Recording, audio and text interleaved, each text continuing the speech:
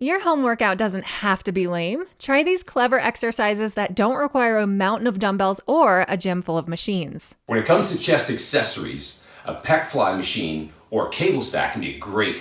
Now, if you're training at home with limited equipment, an awesome option is to hook up some straps or chains and do chain flies. Now, the mistake a lot of people make with this is they end up moving the straps a lot sideways, and it's very, very easy. And you lose that nice constant tension and squeeze that you get with the machine or the cable. The way around that is another anchor point. So if I put the straps on the outside here, now I'm in a position where there's a ton of tension at the top because those straps are being wanted to pull apart, and I gotta fight and squeeze that together there. And so this is a great way to smash your chest. Now, if you need to make this easier, you can raise the height of the handles or the height of that second anchor point. If you want to make it harder, drop this anchor point down, and it'll be very, very hard to get those hands together. If your upper back needs some extra work, a great option for home training with limited equipment is an inverted row. What I'm gonna do is grab the handle here, pop my feet up on a bench, get the body in a straight line, and row from there. Just like a cable row, but with even less stress on the low back. So it's a great way to give the low back a break while you hammer the upper back. Now, because this is a bodyweight exercise, if it's too hard for you, you're gonna need to lift the height of the handle, and you may wanna have your feet on the ground to start. If you have the opposite problem where it's too easy, what you can do is take another chain and loop some weights around that chain. Then you can simply slide this over top your hips, and then when you come up, they'll just sit there and you can do the rows.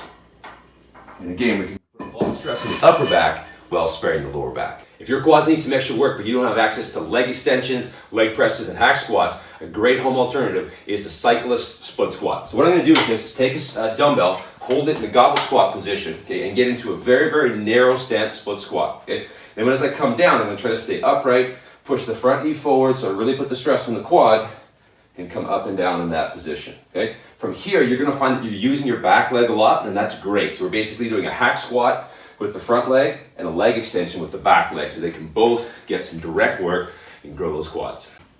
The band-assisted glute ham raise is an excellent way to train your hamstrings with minimal equipment. So what you want to do is put a barbell up against the wall, okay, and you can anchor it with some plates so that it doesn't slide. I've got a bar pad on here and then a pad for the knees. Then I've got a band anchored to the wall, okay. So now what I can do from here is I can put this band around the shoulders, and then or the chest, and then from here I can go ahead and slowly lower to the ground and then use those hamstrings to pull back up, okay? And the band gives me a little bit of assistance to get you going, okay? As you get stronger, simply lower down the height of the anchor for the band, and you'll have less and less band tension and more work for your hamstrings. When it comes to shoulder accessories, many people will follow up a dumbbell shoulder press or barbell with some side dumbbell raises. Now this is a good option, but the downside with that is that you spend a lot of time moving the weight sideways. Obviously, if you're at a gym and you have cables or machines, that's not an issue. If you're at home with limited equipment, you could do an incline side raise, or you could add an extra component with isometric work. So in this exercise, what I'm gonna do is lean up against the wall, okay, pull off the wall so that I have a hard isometric contraction with the inside arm, and then now from this position, do the side raise. So one arm's working isometrically, one's dynamically. After a short rest, you reverse to the other side, and repeat the process that way. All you need is a couple small chains and some handles, and you can make a great bicep machine at home. Okay. So from this position here, you set up in the rack, keep the body nice and straight, and curl away. The beauty of this setup is that you can incrementally track and progress this exercise. So simply dropping the barbell height one hole on the rack is going to make it a little bit mechanically harder, and you can track that in your log and progress by simply knocking this height down as you get stronger. When it comes to tricep training, nothing beats close grip bench and dips. However, if you need some extra accessory work to really focus on the triceps, kickbacks is a great non-gym option. Now, the problem with kickbacks is it gets a bad reputation. We've all seen people with a pink dumbbell standing there, swinging it back and forth, and obviously that's not going to do anything for you. The trick with this is to try to decline your body so that you end up with more time where you're moving the weight up instead of sideways like the traditional kickback. So to do that, you can use an incline bench, okay?